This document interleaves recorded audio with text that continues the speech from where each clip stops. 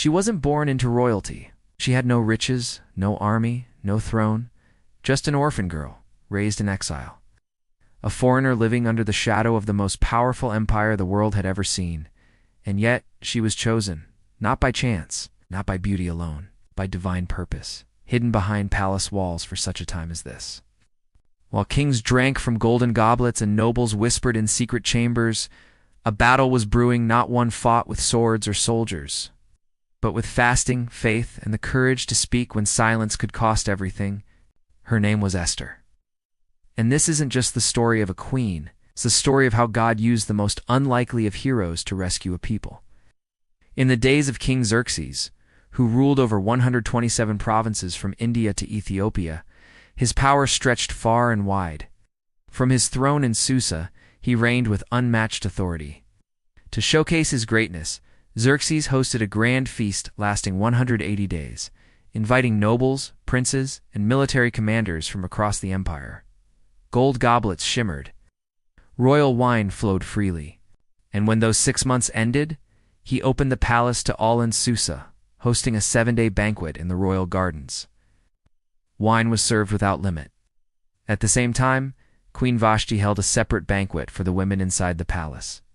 But on the 7th day, with wine warming his pride, Xerxes gave a command: bring Queen Vashti before the guests, wearing her crown, so all could gaze upon her beauty. She refused, would not display herself before a drunken court. The king was humiliated. His queen had defied him in public. Furious, he turned to his advisors. One Memucan warned, if word of this reaches the provinces, women everywhere will dishonor their husbands. So they urged the king to remove her and issue a decree. Let every man rule his own household. The king agreed.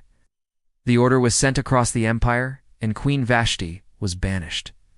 But what they didn't know, God's unseen hand was just beginning to move. As time passed, the king's anger cooled. He remembered Vashti, her beauty, her defiance, and the law that cast her out. Though it could not be undone, her absence lingered. Sensing this, his advisors offered a solution. Let beautiful young women be brought from every province. After beauty treatments, the king can choose one to be queen. Xerxes agreed. Messengers went out across the empire. From India to Ethiopia, young women were gathered. Among them was Hadassah, known by her Persian name, Esther, a young Jewish orphan raised by her cousin Mordecai, a man of faith living in Susa. He had taught her to fear God and to keep her identity hidden. Esther was brought to the palace and placed under Hege, keeper of the women. She didn't demand luxury. She didn't chase attention. She simply walked in grace. And God gave her favor in every eye that saw her, especially Hege's. For 12 months, she was prepared for her moment with the king. And when her time came, she entered his presence not with pride, but with quiet dignity and strength. Xerxes was captivated. He loved her more than any other. He placed the royal crown on her head, and she became queen in Vashti's place. A banquet was held in her honor. A holiday proclaimed. Gifts were sent across the empire, but no one knew she was a Jew. No one knew that God had just positioned his servant in the palace not to be served, but to stand in the gap for his people. Esther remained quiet in the king's house, still following Mordecai's counsel, just as she had as a child. Mordecai spent his days at the king's gate, a place of public business and royal affairs. He wasn't a noble, but he had been placed there with purpose. One day Mordecai overheard 2 of the king's guards, Bigthan and Teresh, plotting to assassinate Xerxes. It was treason. Mordecai sent word to Esther, who told the king on Mordecai's behalf. The plot was investigated and confirmed. The traitors were executed, and the event was recorded in the royal chronicles. But nothing more was done. No reward, no recognition. It's just a name in a book quietly written down. Time passed. And then Haman the Agagite was promoted to the highest rank in the empire. All were ordered to bow before him, but Mordecai would not. Haman burned with fury. When he learned Mordecai was a Jew, his hatred deepened. He didn't just want revenge, he wanted extermination. He cast lots per him to choose a day. Then he went to the king. There is a certain people scattered through your empire, he said. They follow their own laws and disrespect yours. Let them be destroyed. Xerxes gave Haman his signet ring. Decree went out. On the 13th day of the 12th month, all Jews young and old would be killed. As news spread, the city of Susa fell into confusion. The Jewish people mourned across the land. Mordecai tore his clothes, put on sackcloth and ashes, and wept in the streets. When Esther heard, she sent a servant to ask what was wrong. Through the messenger, Mordecai urged her, "Go before the king. Plead for your people." But Esther hesitated. "No one can approach the king without being summoned," she said. "To do so uninvited is death, unless he extends the golden scepter, and I haven't been called in 30 days. Mordecai's reply was resolute. "Do not think you will escape because you re-in the palace.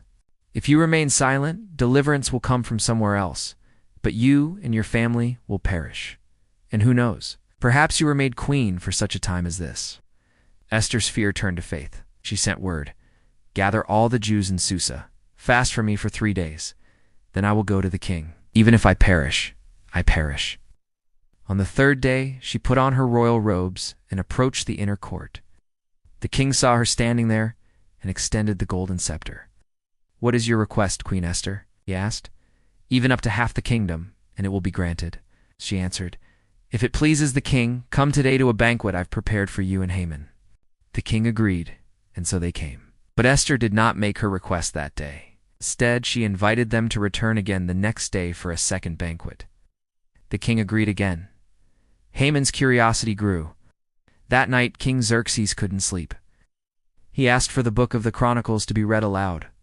And there it was, Mordecai's name, recorded for saving the king's life. "What has been done to honor this man?" Xerxes asked. "Nothing," came the reply. At that very moment, Haman entered to ask for Mordecai's execution. But the king asked him first, what should be done for the man the king delights to honor? Thinking it was about himself, Haman said, "Let him wear the king's robe, ride the king's horse, and be led through the city by a nobleman proclaiming, 'This is what is done for the man the king delights to honor.'" The king smiled. "Do all this for Mordecai the Jew."